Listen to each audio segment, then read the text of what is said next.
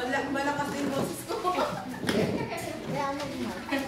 Purihin po ang ating Panginoon. Isang ating malakas na palakpak. Para sa ating Panginoon. Ito yung unang linggo po ng paranabahan po natin dito sa taong 2025. Alam po ng bawat isa ay nagagala. Excited po sa gagawin po ng Lord sa taong po ito. Sino po yung nagagala? Amen. Claim na po natin na itong taon po na to ay punong-puno ng pagpapala, punong-puno po ng kasaganahan sa piling po ng ating Diyos. Amen po. Amen. Ikaw tayo po lahat ay magpapasimula na po sa gawain po ng ating Panginoon. Hinahayaan po ang bawat isa na tumayo. Paunahan po tayo ng Tita Amelia sa pambuhay ng panalangin.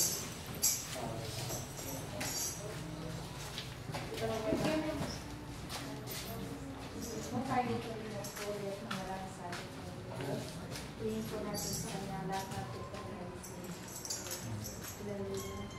Kailan namin Diyos, ganalat magpanalit sa lahat. Isang Ama, kami nagpupuri, nagpapasalamat sa ilang bitang pangalan. Salamat po Panginoon sa buong isang taon na paniningatan mo, pinagpala mo. Linigtas mo sa lahat ng uri ng kapahamakan. Linigtas mo sa lahat ng uri ng thank you, Jesus. anumang uri ng Sakit. Thank you, Jesus.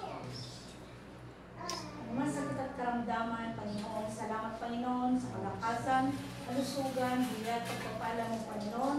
Salamat po, Panginoon, at patuloy mo kami hinihingatan sa kabila ng aming mga pagkukulang. Kaya naman, Ama, narito po kami sa inyong harapan, patuloy na nagpapakababa, nagsusumamo, humihinga ng pagkatawaran sa lahat ng aming kasalanan, naisip, na salita, nagawa, Panginoon. Lord, pakalinisin mo nga po ang aming puso't isipan upang kami malayang makalapit sa iyong harapan. Lord, salamat sa paglilinis at pagpapatawad na pinagkaloob mo na po sa amin.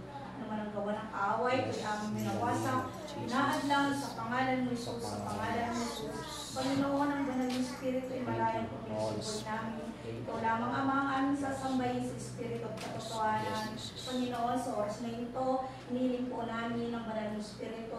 Ikaw ang siyang manguna sa gawain ito.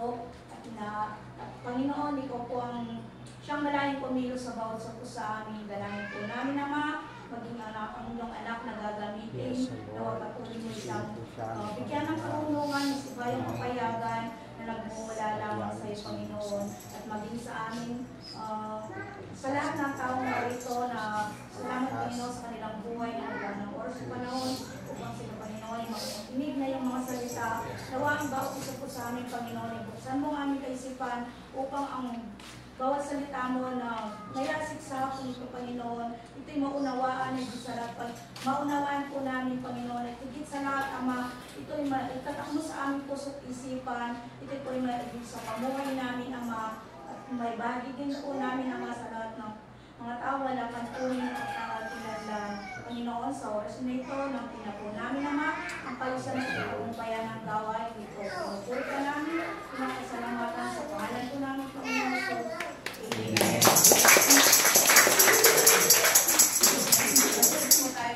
Alam po na ng bawat isa ay nagagala. Patuloy po natin ipahayag ang kabutihan po ng Panginoon sa ating buhay. Pahayag po natin ang ating pong kagalakan. Amen. Amen. Palakpakan nga po natin ang ating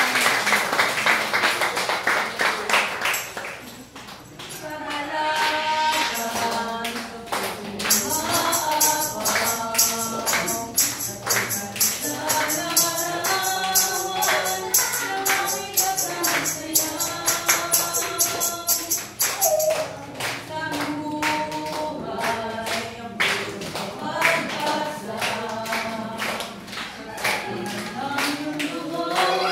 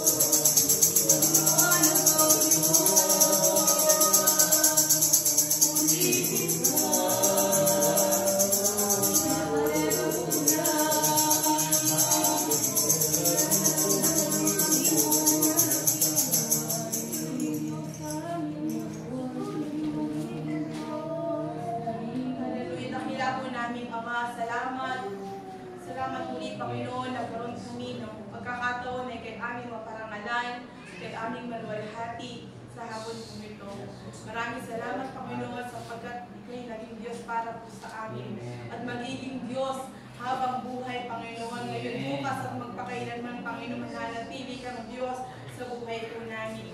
Lord, maraming po salamat. Tanggapin mo ang aming parangal, ang aming papuri sa pangalan ng aming Panginoong Jesus. Ang lahat ay magsabi ng Amen. Amen. Praise po, Panginoon. Alam po na bitin po kayo sa pagpupuri sa Panginoon. Pero kailangan po muna natin ipupuri sapagkat maraming kaputihan gagawin. Amen. Ngayon po ay dumako po tayo sa testimony sa pagbabalik ng kapulihan sa ating Panginoon. Alam ko po na ang bawat isa po ay may ginawa po ang Lord sa buhay ninyo. Amen. May ginawa po ba ang Lord? Amen po natin. Amen. Ito po yung pagkakataon. Bagamat sabi nga, limitado lang po yung oras po natin. Pero magkakaroon po tayo ng pagkakataon upang ipahayag po natin ang kabutihan ng Lord sa ating buhay. Ito po yung nais magbalik ng kapulihan sa ating Panginoon. Ayan. Palakpakan po natin ng Lord sa buhay ng tatay sa Lord. Isa pong pinagparang ng hapon na ito, Panginoon. Nagpapasalamat po ako na po ako sa ating harap ng ating Panginoon. Ako lang po ay magpapasalamat na po dahil na pangalan na kung taon na binigay ko sa akin ng Panginoon. Ganyan po talaga pabuti ang Panginoon. Kaya sa buhay ko po, nung panahon na yun, nung time na yun, ako ay pabalik ng karamdaman. Hindi ko po akalain na sa panahon na ito ay ako po ay makakasawa ninyo. Pero dahil po sa kabutihan po na ginawa po ng Panginoon sa akin, dahil po ako ay sa kanya po ay nilalim. Kaya ito po ay makusa inyo malakas. Kaya ganun po talaga. Ganun pa lang magdil po sa Diyos kung ikaw ay nananalig, kung ikaw na naniniwala na may Diyos. Kasi ang Diyos po ay ang nasa langit talaga. Isa lang po ang Diyos sa buhay. Kaya ako po ay napapasalamat sa oras na ito na sa kaulid po na itong buwan na ito, malapit ako ang Diyos dito. Kaya po ako napapasalamat talaga na hindi ko na po, akala ko po hindi ko na po abutin sa ganitong panahon. Salamat po sa Panginoon na ilabot po ako ang ganitong Diyos. Sabi po ang kapulihan. Yan po yung Panginoon. Tunay nga po, sino po ba yung nakakaalam po ng kwento po ni Tatay Simeon?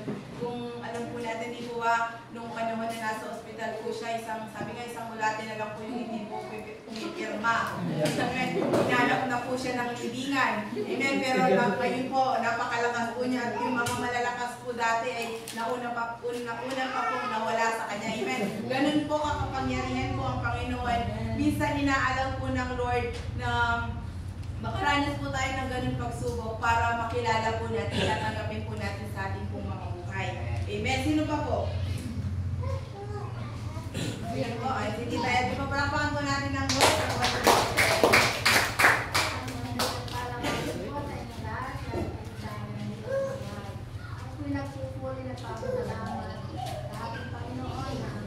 Binigyan lang po ako na isang taon na ilang araw sa taon na sinamahan ang lang po na pinagkakalog po sa aking buhay. Kalapit po sa aking pamilya. Kaya po ang aming pasalamat sa taong ito na buong taon po na ako po niya binigyan ng buhay na nandun lagi yung ano ang pagsubok na pinagdadaanan ko na doon po lagi yung pagsama ko sa akin ng ating Panginoon. Kaya isang taon na lang po ang binigay sa akin. Sana po sa taong darating na ito, napatuloy po niya ako samahan at magawa ko po ang kalahoban ko ng ating Panginoon. Salamat po sa Panginoon. Happy birthday po, tita. Sino ba po yung susunod? Wala na po ba? Sige po, alam po po na bawat time meron, kaya lang po nahihiya po kayo. Nasa kabayo lang po. Amen. Salamat po sa Panginoon. Ngayon po ay dumako po tayo sa announcement. So yung announcement po natin ay yung ating po Donwas ay magiging Monday to Friday na po siya. Hindi po kagaya po dati, Monday and Friday lang po siya. Ngayon po, Monday to Friday, Monday to Tuesday. At sa Monday po, sa araw po ng bukas, ang naka-assign po ay si Brother Ryan Katapulan. Tuesday po, Sister Ana Sumaway. Wednesday, Tita Senny Maun. Thursday, Sis Amelia de la Peña. Friday, Brother Mark Angeles. Palakpakan po natin ang Lord. Yan po yung simula po ng training po natin sa Panginoon. Saturday po and Sunday, sa mapanilig po tayo. May donut din po kasi doon, araw-araw din po, Monday to Sunday. Tapos po sa Saturday po, equipping and training or discipleship. Every last Saturday po yun of the month. So magsisimula na po yun sa last Saturday po ng January. And monthly meeting na din po yun. Yun po yung kamustahan, kung kamusta na po yung mga grupo na pinagkatiwala po sa atin. Yung mga magsisimula pa lang po. Next po, sa Sunday po, sa January 12, ang opening prayer po natin. Ako po ulit. Word of God po si Brother Marlon Ofertori, Brother Arnel Bunoy. Closing prayer, Sister Senny. MC po natin ay si Sister Faye Hernandez. Palakpakan po natin ang Lord. Kailangan po tayo ng pagkakataon upang matrain po tayo ng Lord para po pag po kinuha na po tayo ay hasang-hasa na po tayo. Amen. Dahil po sa langit, ang gagawin na lang po natin ay maglilingkod, magsasaya. Totoo, maniniwala po kayo doon. Amen. Totoo po yun. Ngayon po, hindi ko na po papatagalin. Alam ko po na ang bawat isa excited na at uhaw na po sa salita po ng Panginoon. Tinatawagan ko po ang kanyang lingkod, Pastor Lito Palacio. Palakpakan po natin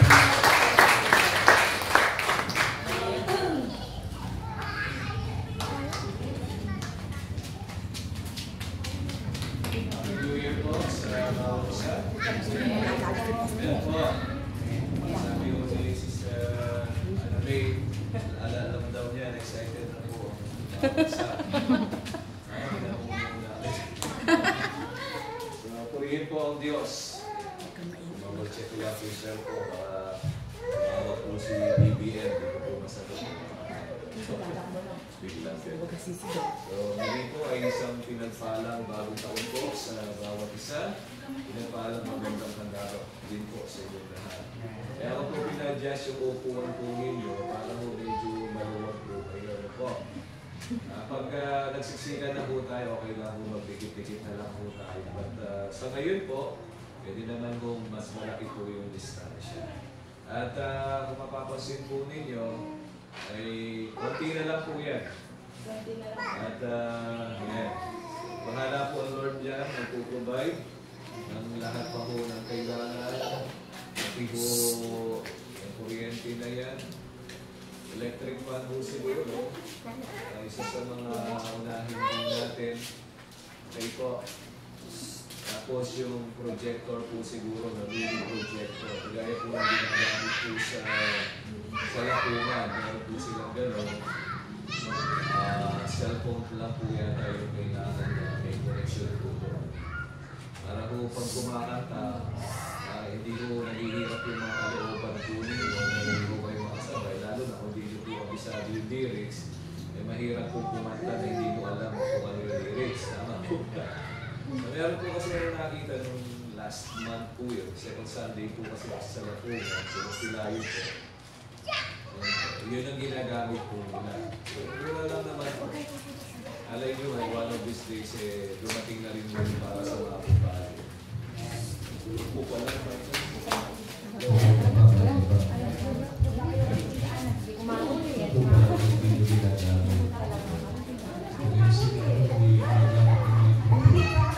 Amen! So, yun ho. So, kami nga po, 1 at a 5 po. Kung naman po yung ibig po natin ipagawa pa po dito. Siyempre po, itong stage po ito, ibigay po na saglit na lang po yan at matatapos na. Sa huminang trabaho po dyan, sigurado po yan, matatapos po agad. Mahirap po, kahit may pera, walang tatrabaho, wala po mangyayari po. So, pagbubukas po ng taon, kanina ho ay pipresent po natin ang ating bagong tema. Siyempre po, yung theme verse po natin, dahil mahirap po gumawa ng tema kung wala muna pong theme verse. Bagay, alin man po sa dalawa, pero karaniwan po siyempre, yung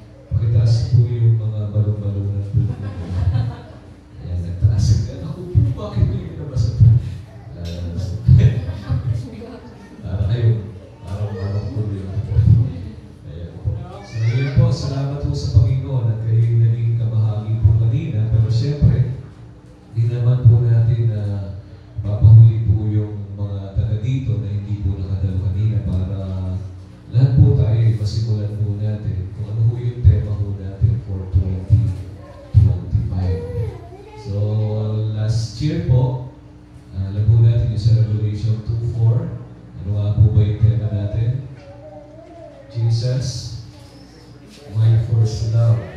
Ang ating home battle cry, Panginoong Jesucristo, ibigin ng todo at hindi magbabago sa taong 2024. Ayan.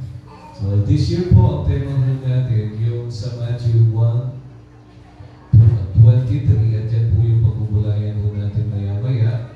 Ang tema po natin ay Emmanuel, God with us.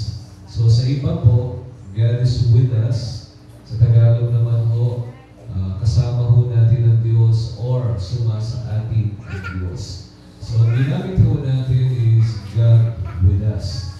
Tapos po in Tagalog, kasama ho natin ang Diyos ang ginamit po natin.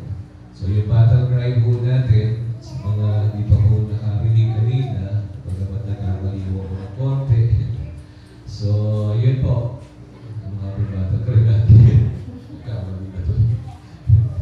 Yung battle cry ho natin, kaligtahan ko yata. Ang Diyos ay kasama. Pati kayo nakalimutan.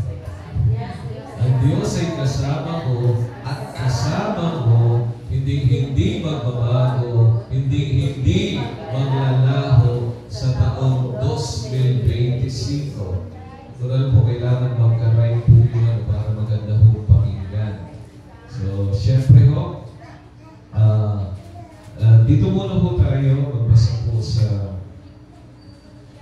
Matthew chapter 1 verse 23. Pero isasama ko po muna po yung 22 para po mas makuha po natin yung context. Nangyari ang lahat ng ito upang matupad ang sinabi ng Panginoon sa pamagitan ng propeta. Ibig po, tinutukoy niya po dito ay si Propeta Isaias dahil sinasabi din po yung tungkol po sa talata po ito sa 23 sa Isaias 7:14. At ganito nga po sabi po sa 1:23 po ng Mateo. Maglilihi ang isang dalaga at manganganak ng isang lalaki.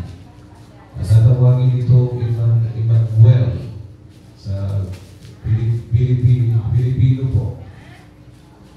Nang kahulugay kasama natin ang Diyos.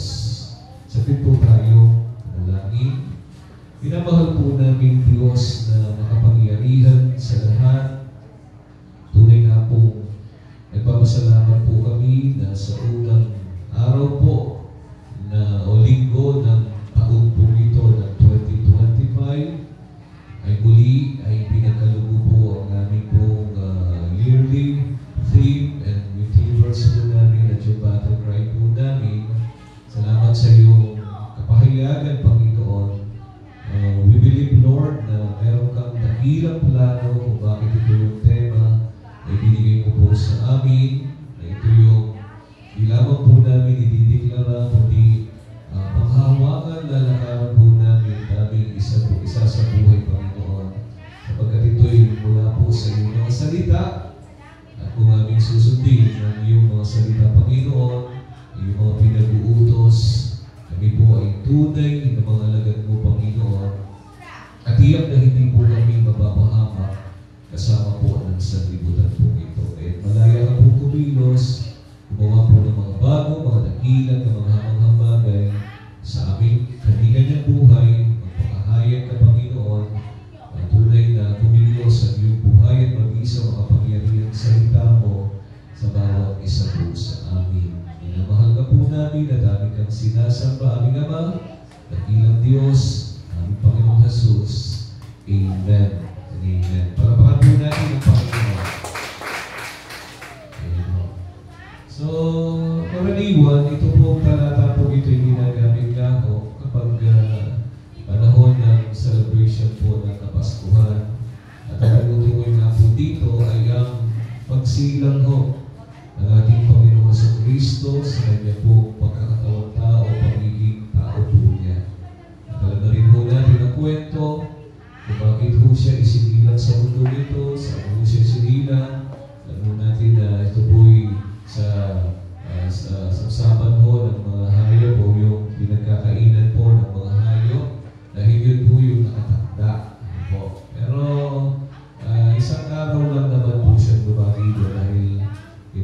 kinabukasan mo ay lumipat na rin po sila doon sa bahay panuluyan. Kaya po yung mga pantas, sinasabi po ng mundo na 3 hari daw nagsidalaw.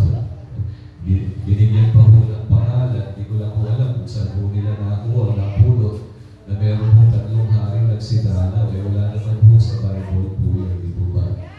At wala rin hong pangalan na binigay, wala rin din hong eksaktong bilang na binigay. At ang nakasulat po sa Bible, mga pantas or wise men, hindi po hari.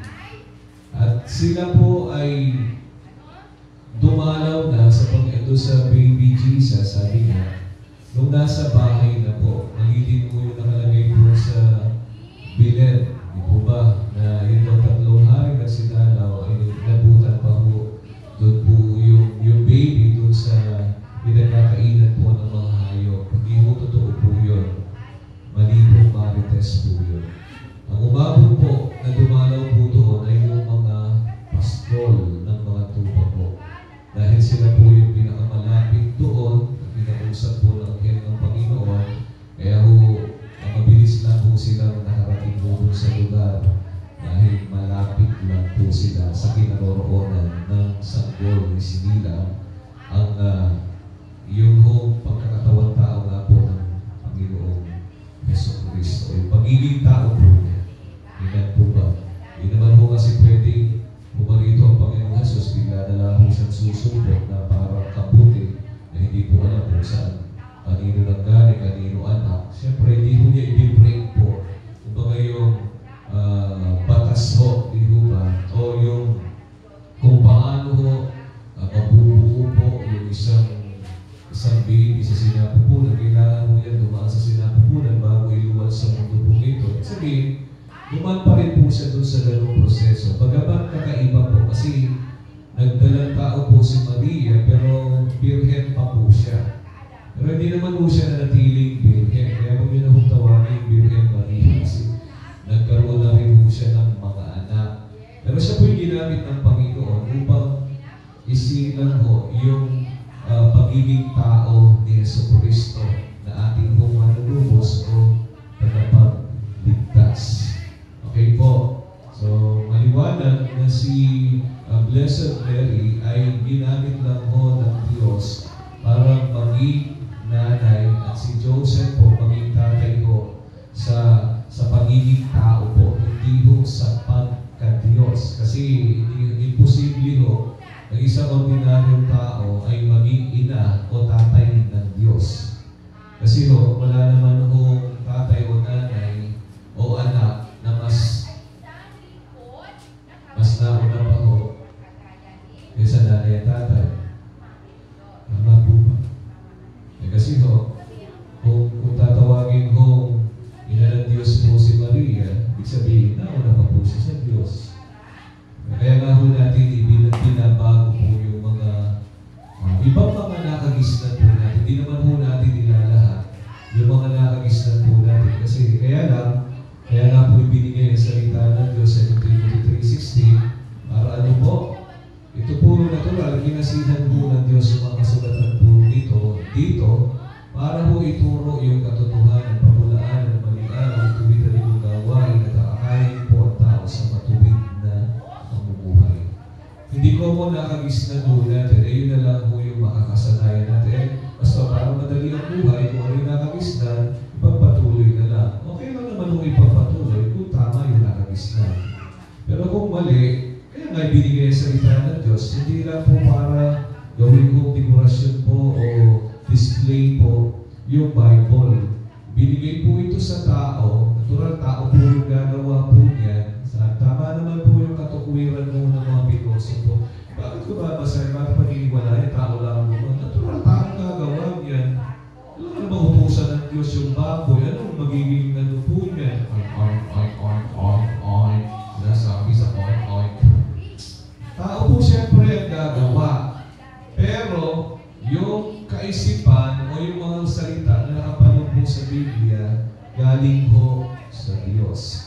Kaya nga po ito'y buhay at mabisa. O ito'y salita po ng Diyos na buhay at mabisa o makapangyarihan. Ayun nga Hebrews 4:12, tama po ba? I-check nyo na lang ho. Or, paki-check na po. Medyo na po confused ako. 6:12 or 4:12? 4:12. Kanina yata nabanggit ko 6:12 ho. Kaya kung bang meron ko namamali doon sa kinoko verse, pakipukul niyo po agad. Ano po? Kasi hindi naman ho perfecto ho yung memory ho natin. Tama po. Ang salita ng Diyos ay buhay at mabisa. Hindi naman tama po. 4:12. Ayan po. So, ayan po. Salamat po sa Diyos. Kasi, pag nararamdaman ko parang duda ako dun sa sinasabi ko verse, kaya gusto ko po paki-check. Kasi mahirap po yung nagsasabi ako tapos mali pala yung... Kasi, lahat naman po ng tao pwede magkamali dun sa mga ganong bagay. Ano po, kaya humihingi po ako ng saklolo po sa inyo. So, pag nalaman mo ninyo, may binanggit po akong talata, okay lang po na sabihin mo po agad. Maliwanag po ba yun? Hindi naman po kasi perfecto po yung memorya po natin kahit matalas pa po yun. So, yan po. Thank you po sa correction. Hebrews 4:12. Ano po? 6:12 po, Ephesians naman, yung all about po dun sa kaaway po natin, ano po, kung spiritual na kasamaan, amen, na hindi po tao, hindi po laman o dugo o tao po yung kalaban po natin. Yun na lang yung sinasabi ko. So, kaya nga po kumbaga, kapag tayo po yung nagtuturo, importante po na talagang ipinapaliwanag po natin sa tao. Yung ating home ipinangangaral. Hindi po kasi pwedeng aayon na lang po tayo sa nakagis ng buhay natin. Sabi ko nga, okay na magipagpatuloy kung tama. Pero kung mali, sabi nga ng Biblia, katotohanan ng ituro. Pagulaanan yung maling aral. Kasi ano pang purpose po ng Bible? Kung tama naman po lahat pala yung ginagawa natin, yung paniniwala, yung pananampalataya po natin, bakit pa kung binigay po ng Diyos ang kanyang mga salita? Alam po, kung okay naman po pala kung yung paniniwala natin, kaya naman po pala tayo iligtas, bakit pa hula pa rin po ang Panginoon sa Kristo? Kaya nga po meron po Isaiah 7:14 at Matthew 1:23, mga po yung verse po natin, dahil nga po sa pagkakatawang tao ng Panginoon Jesus upang ganapin po niya o yung pagtubos na gagawin po niya sa kasalanan po ng tao, siya po yung umakot, siya po yung nagpasan, siya po yung nagdusa, napakahirap, di po ba? Siya po yung nagpasan ng krus, napako sa krus, hanggang sa kanyang kamatayan. Purihin ng Diyos, siya po ay muling nabuhay sa ikatlong araw. Amen po ba? So, yung kasaysayan nga po ito na isang birhen o dalaga po, yung maglilihi, alam naman po natin kung sino po yun, si Blessed Mary po, yung naging asawa po ni Joseph. Pero nung time po na magdalang tao po siya, hindi po dahil sa nagagawan po ni Joseph o sino mga tao, kundi ito, nagdalang tao po siya sa pamagitan ng Espiritu Santo. Okay po, so doon pa lang po sa bagay po na yun, nakaiba po yung katauhan po ni Jesus Christ. Hindi po siya sa tao po nagmula. Kasi kung sa tao po nagmula, si Jesus sa pagiging tao, wala po siyang kaibahan po sa atin. Sige, sisilang din po siya na nandun yung kalikasan po ng pagiging makasalanan.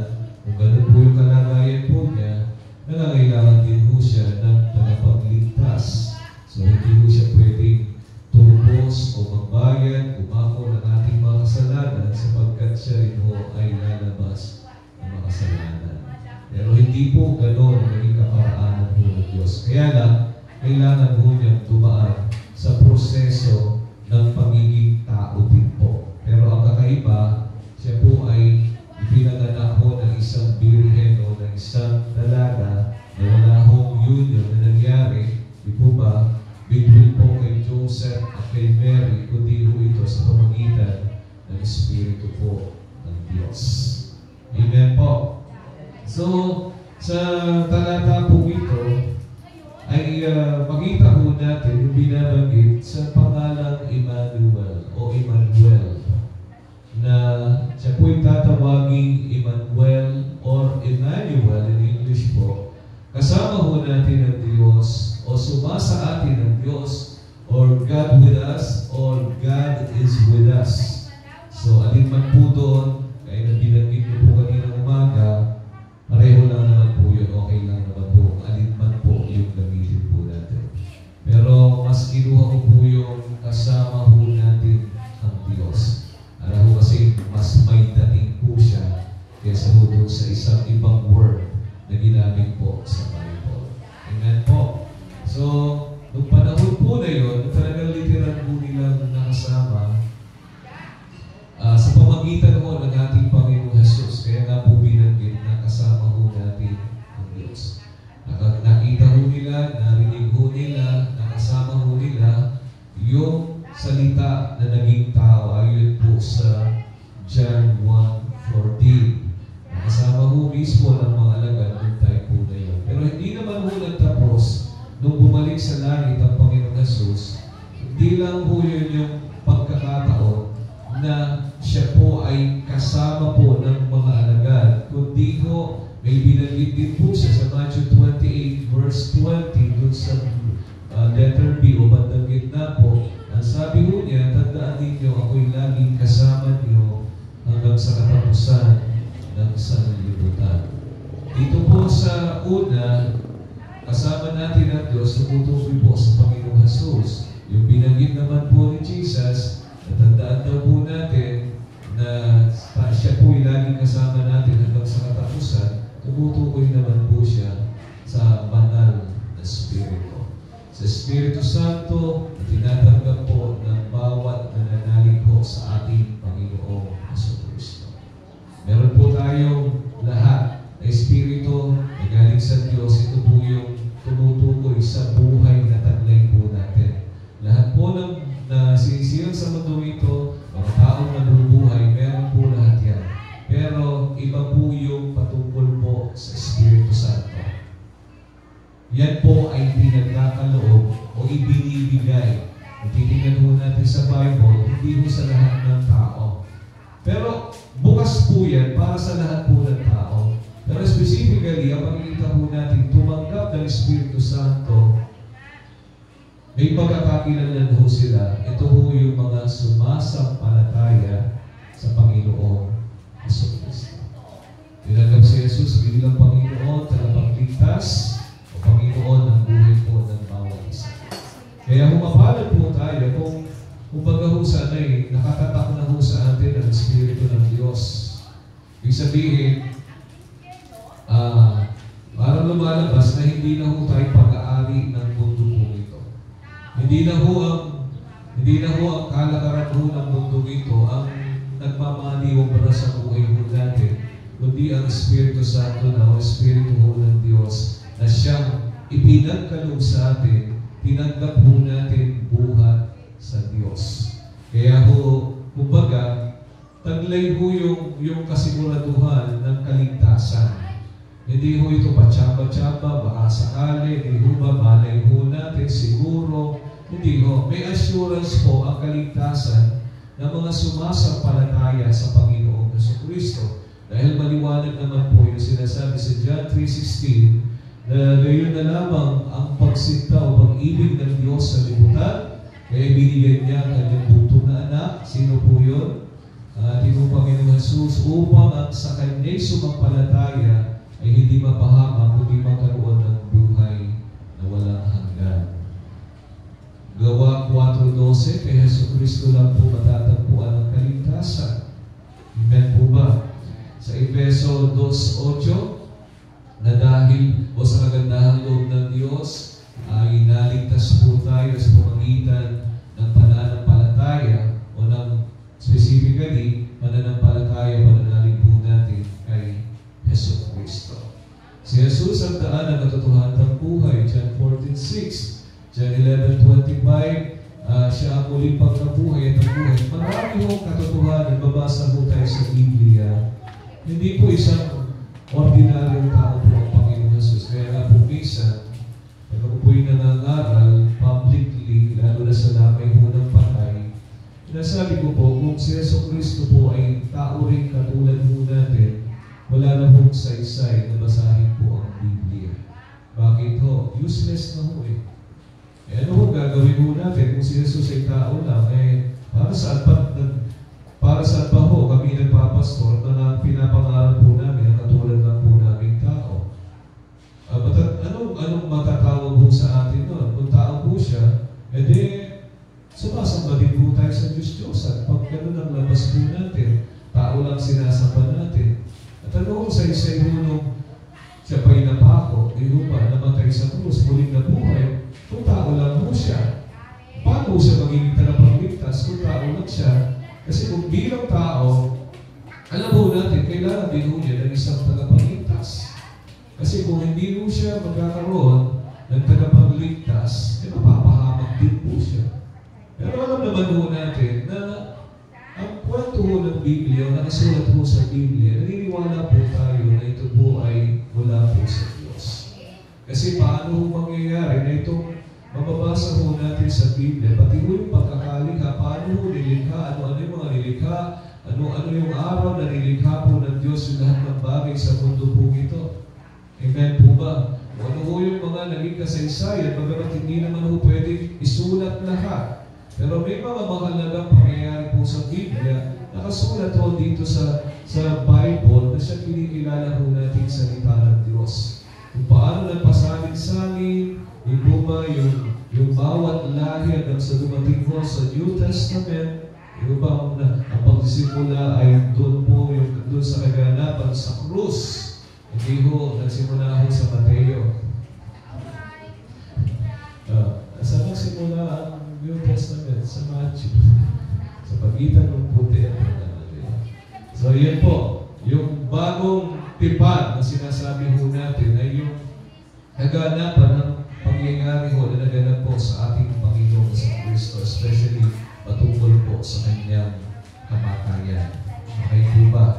Nandun ho sa krus. Wala ho doon sa pagitan ng Malakay at ng Mateo na page. Ayan po. Yung ano. So, kumbaga ho din po ba, makikita po natin, napakahalaga po nito pong binabanggit po na pagsilang o kumbaga isang dalaga o isang birhen po ang manganganak ng isang sanggol na lalaki. Amen po ba? At tatawagin ang kanyang pangalan na Emmanuel o kasama natin ng Diyos o sumasa atin ng Diyos. Sabi ko nga, kung bumalik po sa langit ang Panginoong Jesus, meron din po siyang iniwanan na sinabi ko na tandaan ninyo, ako'y laging kasama ninyo hanggang sa katapusan ng sanlibutan. Ibig sabihin, nagpatuloy lang po. Meron hong bahagi na ipinakita ko kung sino ho'y nakasama ho ng halimbawa po ng mga alagad, yung pagiging tao po ni Jesus Christ. So, natapos yung kwento ng pagkakatawang tao dahil bumalik na ho sa langit si Jesus, pero nagpatuloy ho yung kwento sa pamagitan ng Espiritu Santo. Ibig sabihin, hindi ho tayo iniwanan ho ng Diyos. Kaya na ho yung declaration po natin na i-battle cry ho natin, ang Diyos ay kasama ko at kasama mo. Tama po ba? Kasama ko at kasama mo, bakit po natin dinideklara yung ganung bagay? Ayon po sa sinasabi ng salita ng Diyos. Hindi po tayo parang suntok sa buwan o sumusuntok sa hangin o nagpapakasakali. According po yan sa sinasabi ng salita po ng Diyos. Kasi kung hindi naman po nakasaad sa Biblia, eh bakit po tayo magdideklara ng mga ganung bagay na wala naman tayo pinanghahawakan o parang lumalabas na walang katuturan mo yung ating kung dinideklara kung tayo po ay nagsasabi lang kung ano-ano, para lang po tayo mga nag-iimbento po ng mga paniniwala kapag ganun ho, di po ba? Na bakit yung dinideklara yan? Wala lang, trip lang namin, yun ang gusto namin, parang maganda eh. Eh yung kasi sinabi ng pastor namin, naku po, naranawan niyo. So di po ba? Kaya nga po tayo may pinipresent na talata o mga talata para ito yung mga magsilbi na patunay. Ulit ko ho, patunay ayon sa katotohanan na nakasulat sa Biblia. Kasi kung wala po tayo may bibigay na katotohanan o patunay sa ating hong itinuturo, huwag na lang ho tayong humayo at mangaral. Bakit ho? Delikado ho tayo. Napakadelikado ho natin. Bakit? Kung mangangaral po tayo at hindi ho salita ng Diyos o hindi po yung mabuting balita patungkol sa paghahari ng Diyos at patungkol sa Ebanghelyo patungkol kay Kristo, huwag na ho tayong humayo. Kasi mapapahamak lang po yung mga tao pupuntahan po natin kapag hindi ho salita ng Diyos at daladala po natin. Wala ho tayo magiging kaibahan doon sa ibang mga grupo na kung ano-ano ho yung mga itinuturo po sa tao. Bible naman po pwedeng basahin, paulit-ulit, pagbulay-bulay at unawain. Bakit ka lalayo? Lalabas sinasabi ng Biblia. Maliwanag naman ho yung nakasaad sa Bible. Buti nga ho tayo ngayon. Hindi na ho Greek, Hebrews, o Aramaic po yung ginagamit. Di po ba? Ang dami na ho salin po ngayon na kung saan pipili na lang po tayo. At natural tayo po, mas bagay po sa atin na Pilipino, especially Tagalog po yung ginagamit po natin. Pwede rin naman po tayo gumamit po ng English, pero bakit mo papahihirapan ng sarili mo? May Tagalog naman. Minsan, parang, hindi ko alam kung matatawa ba ako. Diba? Meron mo kasi mga ngaral, English ng English. Pinapakita sa tao yung English po na mga verses. Tapos tatagalugin din naman po pala. Bakit hindi na lang yung Tagalog ang present mo, ipakita mo sa tao para habang binabasa, naintindihan na ng tao, para pag pinaliwanag mo, mas maintindihan. Dahil gumamit ka na lang ng English version po, pag kailangan. Kung English speaking po yung tuturuan mo, huwag ka namang mag-Tagalog. Hindi kayo magkakaintindihan. What I mean po, bawa po, pare-pareho po tayong Pilipino.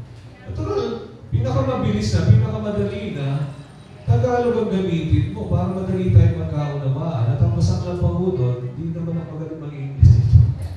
Sabihin, kung ano yung kailangan, minsan mo kasi, may mga nakikita po kung gano'n nagtuturo, hindi ko naman mo binamasama. Kaya lang, kung ako ho ang masusunod, huwag mo na pahirapan yung mga tao. Kasi, bakit ho?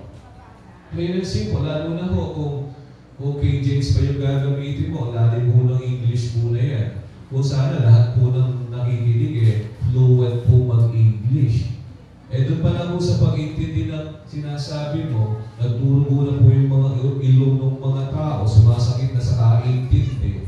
Di ba, English na, alalalim pa, tapos English ka pa ng English. Ano mo bang pakay mo natin kung bakit po tayo nangangaral? Para ho ba ipakita ho, King James ang ginagamit ko, di ba? Malalim yung ginagamit ko version ng Bible, mahusay akong magsalita. Okay, sige, magaling ka na. Ikaw na, di ba? Ang galing ng ano mo, matindi yung version mo. Sabi, pinakamalapit daw na version po doon sa original, di ba? Pero ang tanong ko, ano natutunan ng tao? Naunawaan ba ng tao? O baka naman pinadugo mo yung ilong ng mga tao dahil alalim ng English mo, pati pagsasalita mo, okay, magaling ka na, fluent ka, naipakita mo yung galing mo, pero naintindihan ba ng mga tao? Kaya ho tayo nangangaral para ituro yung katotohanan, hindi po para pahirapan po yung mga tao.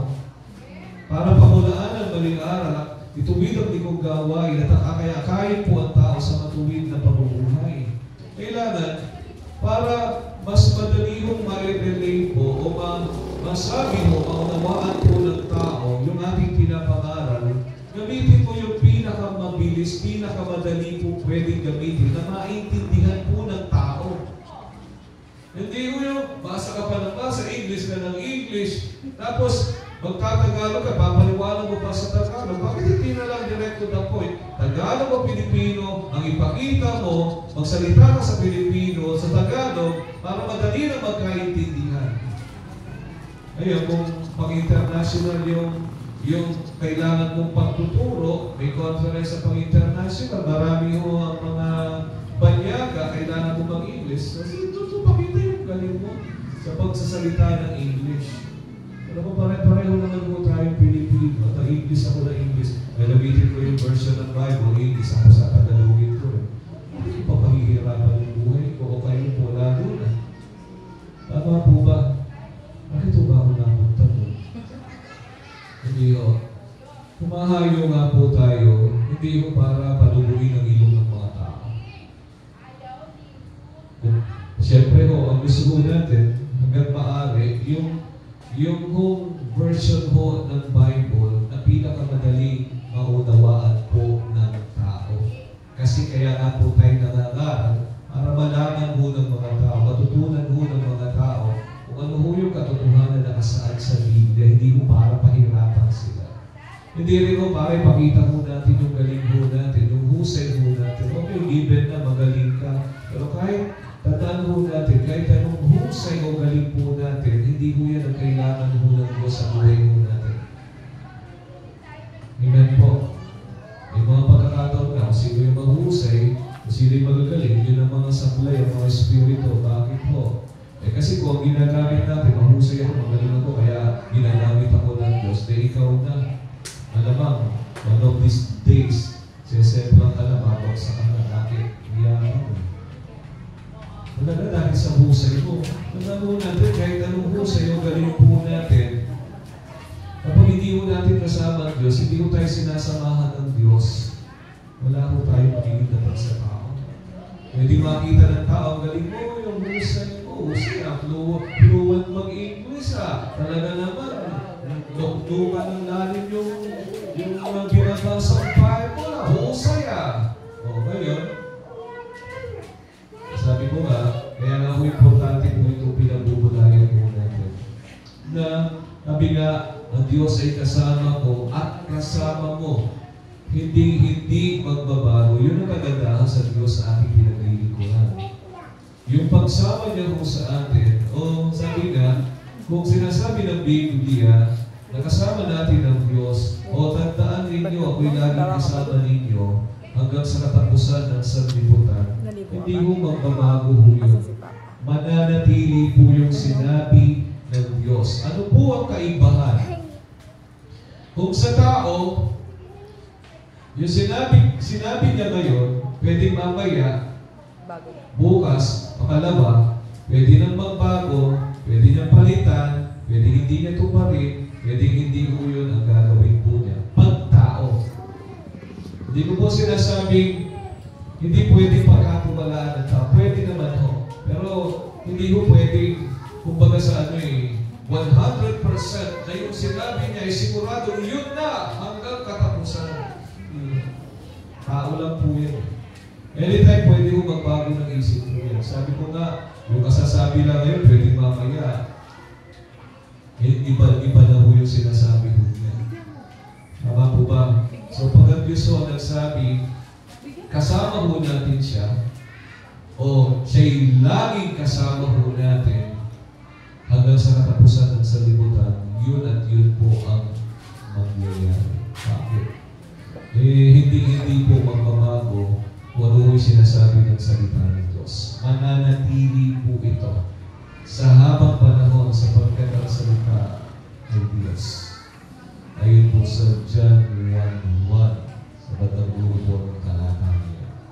Kaya ho, kumbaga, pag ang tao po kasi, mapapansin po natin, pwedeng maging pabago-bago po. Pwede sinasabi niya na, tandaan mo, Pastor, kahit anong mangyari, sasamahan kita. Po ba? Kahit anong mangyari, kahit tayo na lang, hindi kita iiwan, sasamahan kita, kahit anong laban. Tapos may bigla lang nangyari. Kaya nagsabi ng gano'n pwede meron kong totoo, pwede pinaliguran ka na, pwede iniwanan ka na. Di ko ba, lalo na kung medyo malaki-laki yung nakataya sa pangalan, halimbawa, lalo na kung sila po'y madadamay, pwede po yung nagsabi na nasamahan kita, parang alam Pedro ang dating. Kumbaga sa parang gusto pa na masinho ni Simon Peter, dadaan sila sa ibabaw ng aking bangkay, Panginoon, kahit anong mangyari, hindi kita iiwanan. Sino ho nagtatuwa ng 3 beses bago po tumilaw po yung aso? Ay, ano po pala? Wala po aso. Ayan. Di ba? Si Pedro. Pero the way ho na magdeklara ho siya sa mga sinasabi ho niya sa Panginoon Jesus, talagang wagas.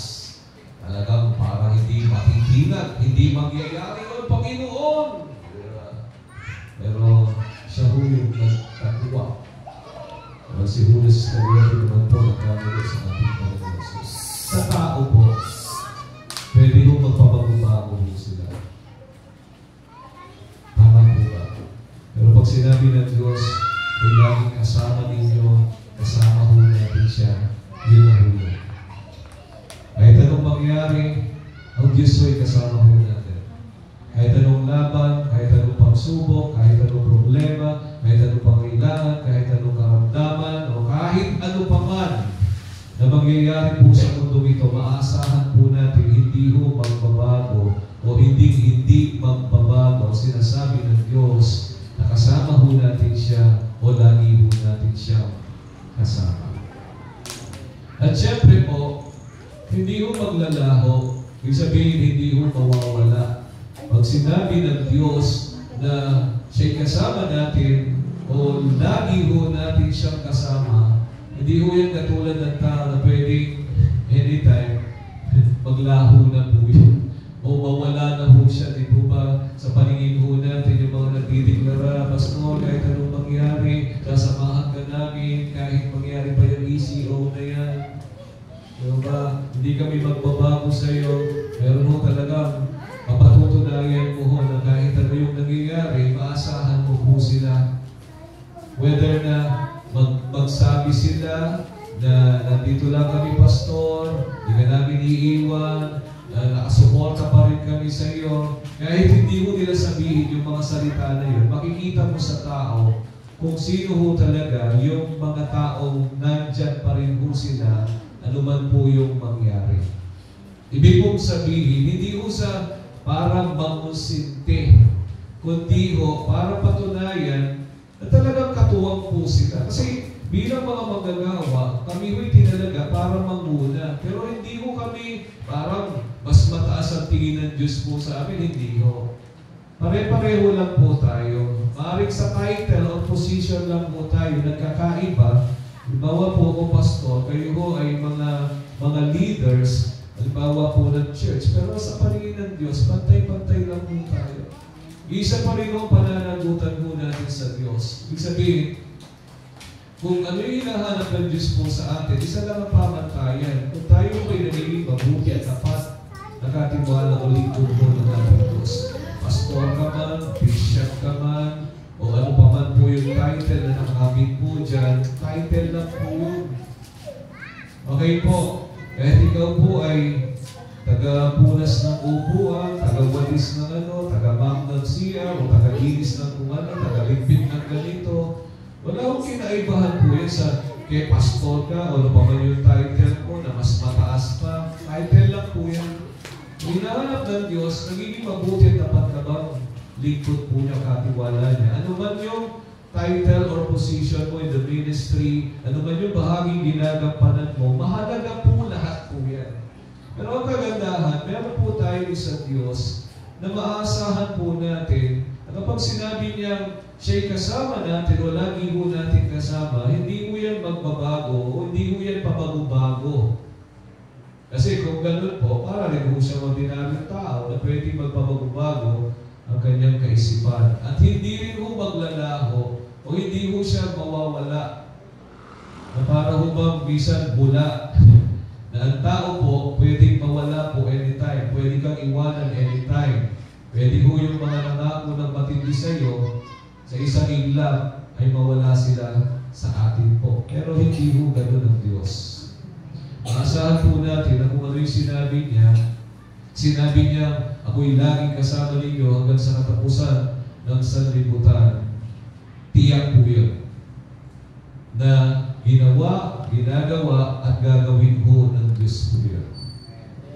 Amen po ba? Hindi magbabago, hindi magbabago, hindi ho maglalaho o mawawala. Kung ang tao kaya kang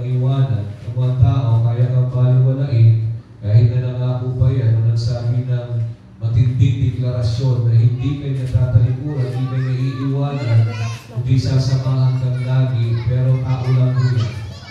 Sabi ko nga, pwede yung mga tao nagsasabi sa iyo na lagi kami nasa tabi mo, Pastor, o kaya nasa likuran mo lang kami, Pastor, susuporta kami lagi sa iyo, Pastor. Pwede yung mga nagsabi mo nun, baka mauna pang mawala. Bakit? Tao lang po sila. Pwede mong paniwalaan, pwedeng ikatuwa ng puso mo, pero matitiyak mo lang kung talagang itong mga tao ito ay tapat sa kanilang sinabi kapag idinaan sa pagsubok. O baga, sinubok po ng panahon yung kanilang mga sinasabi.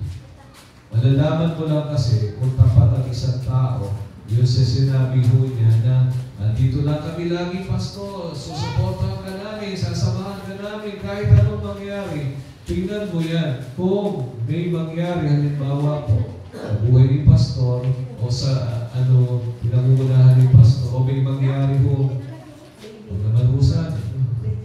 Huwag naman tayo po'y dumaan sa isang sitwasyon na sabihin na ho natin, nakababahala, pero napatunayan ho ng Diyos na ang church po kinabibilangan ho natin ay hindi ho natitinag, kundi nananatili po siyang matatag dahil sa mga katulad po ninyo, mga lingkod po ng Diyos na hindi ho nakatingin sa anumang material, pinansyal o anumang bagay sa libutan ito dahil ang pinakamamahal po natin ay wala pong iba kundi ang ating Panginoon sa Kristo na siyang first love po natin, na siya yung buhay po natin, siya yung lakas po natin, siya po ang lahat-lahat sa buhay po natin. Kaya kahit po may mga nangyayaring negatibo, salamat po sa Diyos na napatunayan o pinatunayan ho ng kanyang mga anak sa church po ito na tayo po talaga ay kay Kristo at wala na po iba. Natural ho na kung meron ho nangyayari negatibong bagay, normal ho na may iba't ibang reactions po. Bakit? Tao lang po tayo. May kanya-kanya po iba't ibang pananaw, mayroong maaaring iba't ibang prinsipyo na tinatayuan, or pwede ho natin sabihin na may iba't ibang paniniwala, komento na mag-a-arise po, which is very normal na po yun dahil tao po tayo. May kanya-kanyang kaisipan, may kanya-kanyang pananaw. Pero ang tanong, kung sa suma total po ba, kung titignan po ba natin siya sa kabuuan, tayo po ba ay nagkakaisa pa rin? Nagsasama-sama pa rin po ba tayo sa pananalig natin kay Yesu Cristo? Sa pagsunod o paglilingkod pa natin sa Kanya? Masaya pa rin po ba sa kabila ho na may mga iba't ibang kaganapan sa buhay natin o sa ginagawa natin sa church po ito bilang pamilya na patutunayan po ba natin na yung sinasabi po natin, yung pinaniniwalaan natin na kasama po natin ang Diyos o tayo po'y pinangungunahan ng Diyos, kaya po ba natin patunayan na yun po talaga nangibabaw sa atin? Kasi kung sinasabi natin, kasama natin ang Diyos, amen po ba? Kasama ko, kasama mo ang Diyos, hindi magbabago, hindi maglalaho, di po ba? Sa buhay po natin, kailangan may patunay po yun. Kailangan may ebidensya na talagang buhay po yung sinasabi po natin, kasama ho natin ang Diyos. Natural, kung sinasabi mo kasama mo ang Diyos, ano kaya ginagawa mo ng tao nagsasabi, ang Diyos ang kasama mo niya? O sa kanya, sumasa kanya ang Diyos? Nagre-rebelde ho kaya? Nagwawala? Nagbubulo? Natural, hindi po. Kaya naman mong sabihin, kasama ko ang Diyos. Sumasa akin ang Diyos. Di ba? Tapos, pagpala naman, kalokohan naman yung ginagawa mo, nakakahiya na lang ho na sabihin ho natin, kasama ho natin ang Diyos. Halimbawa po tayo, sabihin ho natin, kasama ho natin ang Diyos. Kung tayo po'y nagkakagulo, may alitan, hindi nagkakaunawaan, wala yung malasakit, wala yung pagtutulungan, wala yung pagkakaisa, maniniwala kayo yung mga taong nakapaligid o nakakakilala sa atin, ay yung mga taong yan ay kasama nila nagkakagulo. Halimbawa po, tayo po hindi po natin nakikita na tayo po'y nag-iibigan sa isa't isa. Tapos sasabihin, kasama namin ang Diyos, sumasa amin ang Diyos. Sabihin ng ibang mga tao, ay kukuro po. Kasama niyo pala ang Diyos, bakit kayo nag-aaway-aaway? Bakit kayo nagtatalo-talo? Ang gulo-gulo nyo, hindi kayo magkaisa, sasabihin nyo, kasama niyo ang Diyos. Diba? Hindi ko kapani-paniwala. Pag dinideklara po natin, buong taon po natin idideklara po ito. Ang Diyos ay kasama ko at kasama mo, hindi magbabago, hindi maglalaho sa taong 2025. Patunayan po natin. And I believe maganda pong panimula na may sinubo po yung church po natin. May negative impact, pero ano po yung natutunan po natin? Ako, marami kong natutunan. Mas tinignan ko siya positively doon sa lumipas na pangyayari. May mga masasakit, may mahihirap na mga bagay, pero mas gusto ko pong kunin yung mga positibong bagay. Kung ano yung positibong natutunan. Kung tayo ho ba ay mas pinalakas, pinatatag ng hamon o pagsubok na yon, o nakita ba ng Diyos sa itong church na ito ay nayanig? Muntik nang sumambulat, muntik nang bumigay, o nakita ng Panginoon, napatunayan ng Panginoon na itong church na ito ay tunay na sa Kanya, pag-aari niya at para sa Kanya. Dahil nagtutuloy-tuloy, masaya pa rin naglilingkod, nagsasama-sama, tuloy-tuloy na humahayo, tuloy-tuloy na nangangaral ang bawat isa. Dahil pinatutunayan ng Kanyang mga anak na kasama nila o kasama mo natin ang Diyos na buhay at makapangyarihan sa lahat. Amen po. Okay pa po ba kayo? So, magsimula na po tayo. Introduction pa lang. Ganun po siyempre, panimula pa lang po, unang linggo pa lang po ng taon, marami pa lang po tayong mga pagsasaluhan patungkol po sa sinasabi po natin, kasama po natin ang Diyos. Kumbaga, ano man po yung magiging leading po ng Panginoon kung paano po natin hihimay-himayin o paano tayo magpapangalalin sa sinasabing kasama po natin ang Diyos. So, abangan po natin yung mga susunod na kabanata. And I believe po na sabi ko nga, magandang panimula kasi kagagaling lang po natin sa pagkabasa. Sabi ng iba, mas may sinasabi mo. Kung sa nakakaalam, alam ko, mas nakaka-relate po kayo. Mas nakaka-relate po kayo. Correction. Amen po ba? Kung naman po sa hindi mo nakakaalam, kung ano ko'y naging kaganapan, kung yun na ko'y tanong, baka mapektuhan pa mo kayo. Ang mahalaga po ay masaya pa rin po tayo. Amen. Nagpapatuloy. Tuloy na binubuklod po ng kanyang pag-ibig. Tuloy po tayo nagkakaisa. And I believe po na panghawakan po natin na mas matindi po yung mga gagawin po ng Diyos sa church po ito. Sa buhay po ng bawat isa, sa ating pamilya, naman sa buhay, sa kabuhayan po natin. At syempre, higit na lumalim, mag-alap, tumaas ang nivel ng ating pananalig, ng ating hong paglilingkod, pagsunod, pananampalataya po natin sa ating Diyos o sa ating hong Panginoong Jesucristo. Okay po ba?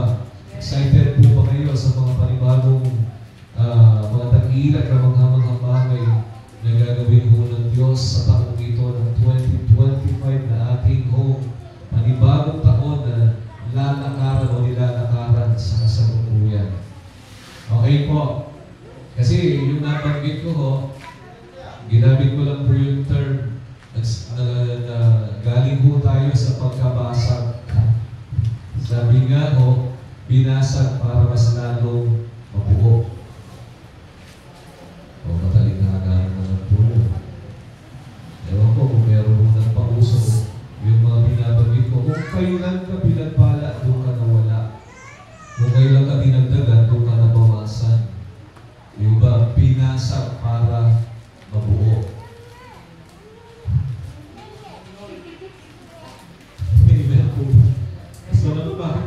mga ganyan yung mga lingwahe ko. Alam ko ho, naiintindihan nyo na buhay ko po. May mga pagkakataon po kasi, para ho mas magbuo po tayo bilang Kristiyano, kailangan ho natin mabasa tayo. Gusto niyo ho ng halimbawa?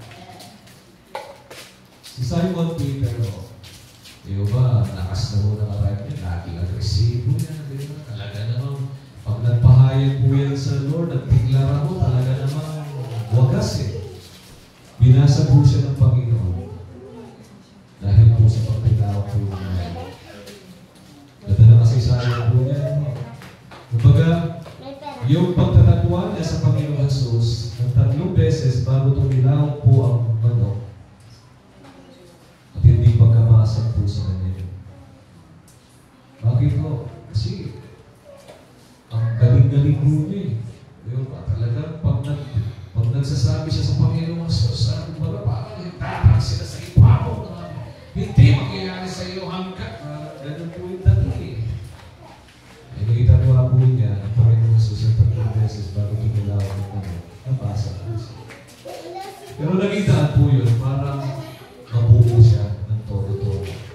Kasi nakita na ho niya, na-realize na ho niya, basta kilala na ho niya ang kanyang sarili, kung gaano ho siya kahina, kung gaano ho siya kapalpak.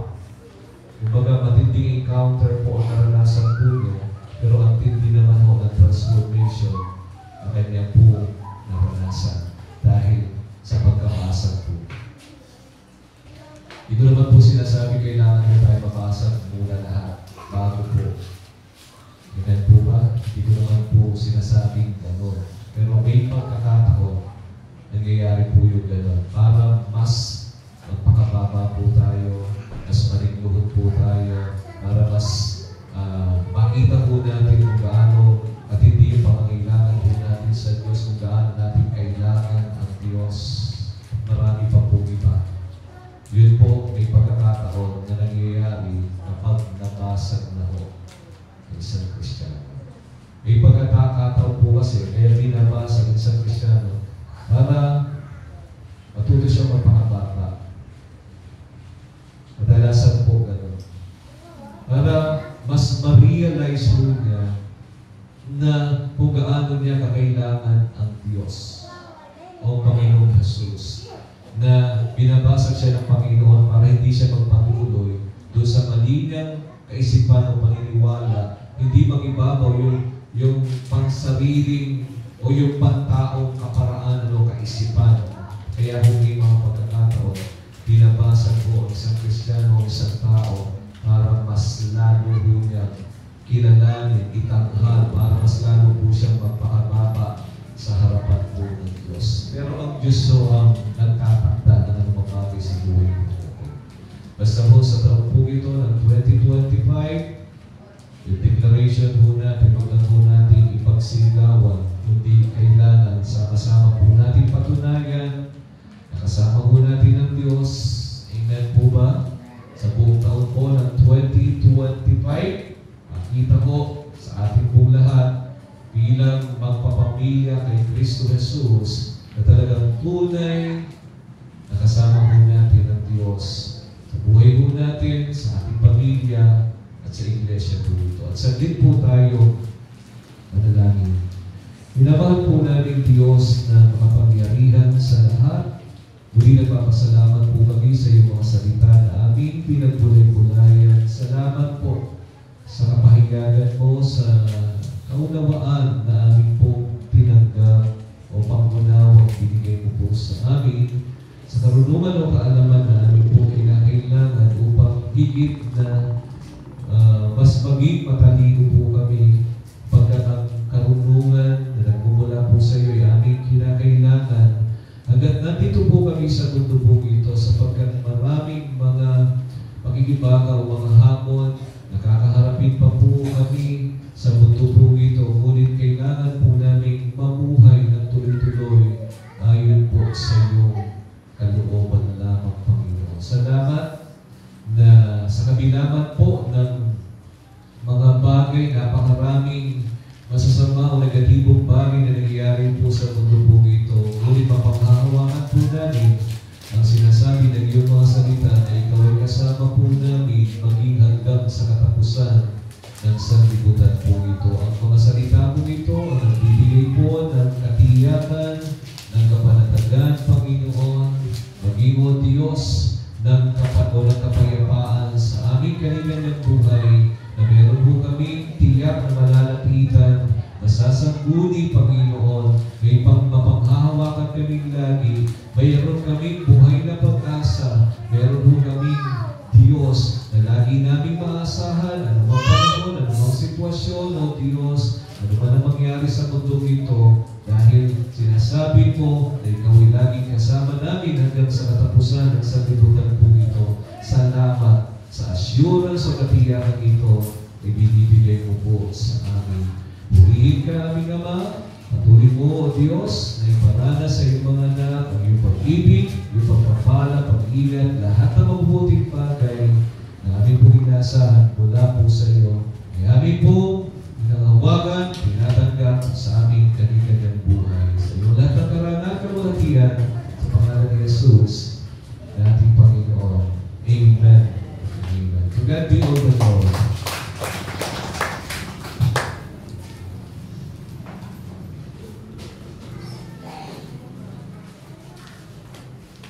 Mapuin po ang Lord. Ngayon po ay dumapunta tayo sa operatory. Natawagin po si Nanay Lydia Katutugan.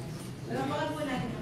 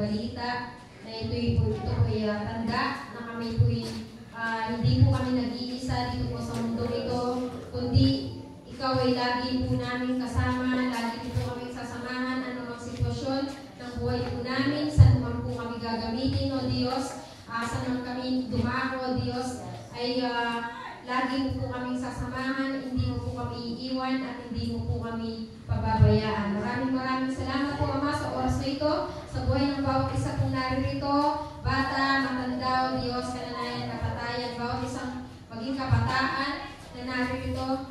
Ama, salamat po sa kanila pong mga buhay na naglaan ng oras upang makinig ng iyong mga salita at sama-sama po kami magpuri sumamba sa oras po ito. Nagilong Diyos, maraming salamat po. Patuloy mo pong pagbalay ang bawat isa po sa amin, maging yung mga bata na napakayagan ng iyong mga salita ay maitanim po ito sa kanilang mga puso at hindi nila malimutan ang iyong mga salita na kanilang po narinig. Salamat po, ito po'y magiging dinhi ng kanilang pananampalataya at ito'y sisibol o Diyos at lalago sa kanilang po mga buhay. Maraming salamat po sa oras po ito. Maging yung lahat po ng panalangin ng bawat isa po sa amin ay alam po namin na ito po ang siyang tutugon ng lahat po ng aming po mga panalangin. Kaya't kami po ay nag-iisa o Diyos na sama-sama na nagpupuri, sumasamba po sa iyo sa oras na ito ang lahat ng papuri at magsambay sa iyo lamang. Ikaw lamang